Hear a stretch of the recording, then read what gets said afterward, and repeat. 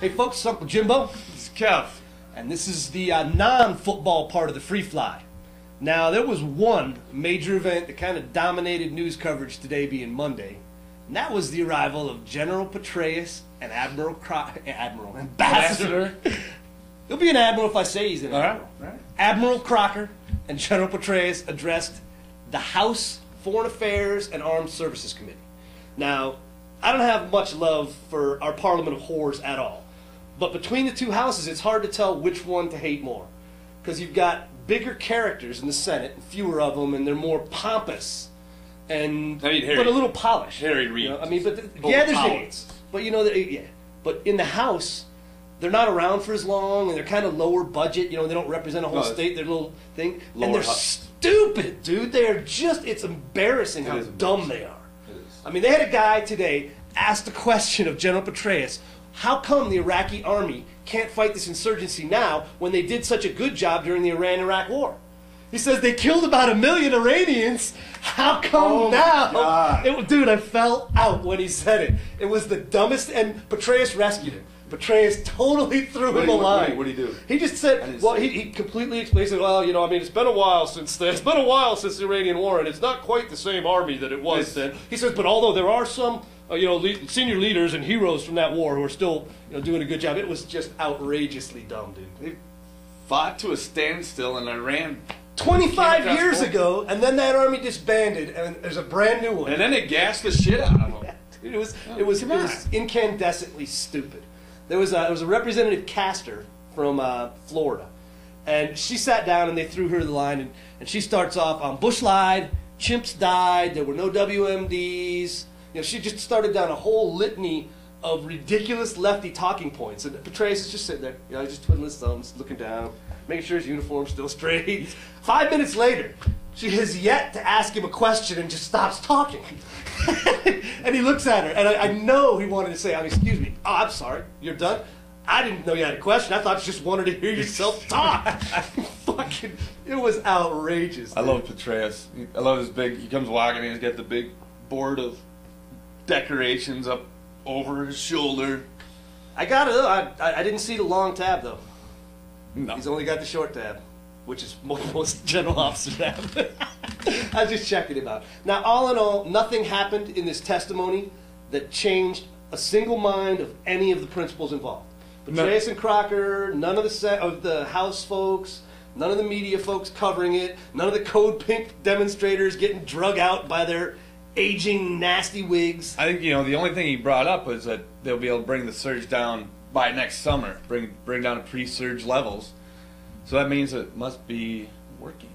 Oh, gee, heaven forbid. I think the importance of that, and it's actually, and I know from his perspective it's not a political point, but he knows it is that now it's much harder for the Democrats to say this is an open-ended, never-ending thing. Because he also had a 5-year plan to draw things down if things go well. And they presented that option in a way that now the Democrats can no longer say that there is no plan for exit. There's an exit strategy. And the nice thing is it's tied to a victory strategy that seems to be working right now. We got to mention that MoveOn.org. I love you guys. I really do. I swear to God, my heart goes out to you. I couldn't thank you more. One of the most fundamentally ignorant and counterproductive acts I've ever seen in major politics was today when they took out a full-page ad in the New York Times. General Petraeus or General Betray Us? You fools. Dude. I understand. Fine. They want to print it. Why would the New York Times print this? Because they paid it. Well, First of all, you've seen newspaper ad revenue lately, dude. They take an ad from NAMBLA if NAMBLA had any money. So first of all, they need the money. Second of all, they agree with them. And third of all, they caught one of the Democrat operatives, I don't remember if it was a staff or whoever, who made the quote when they were talking that no one in the House or Senate wants to be on the floor of Congress calling Petraeus a liar. So they're going to count on the outside groups to do that. And bingo, they tap danced around it. They went right up over to right up to the line. And we're afraid that he's not going to present the unvarnished.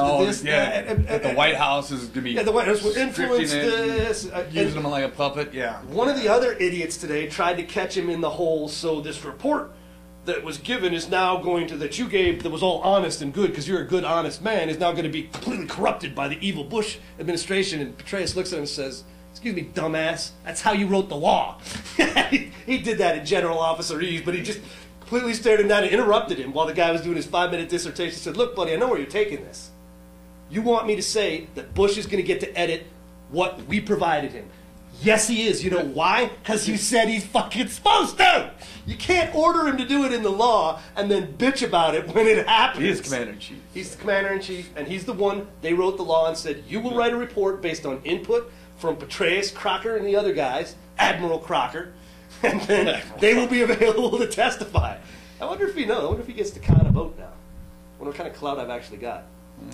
What else we got brewing this week? Is there anything else fun going on? Well, I'd like to talk to the Fred Thompson campaign. I'm sorry that we couldn't get the deal worked out where Fred sat here and announced his candidacy on our show. We were this close to Fred, and he had to go to his second. We had a sponsor pod at the last minute, and he went to his second choice of Leno. Yeah. Glad you're in, Fred. It's going to be a much better race having you in.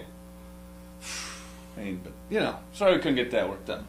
You know what we'll have to do? We'll have maybe a fireside chat. Maybe we'll barbecue with Fred. We should deep fry a turkey with Fred Thompson to talk politics, man. Yeah, we should. Right on?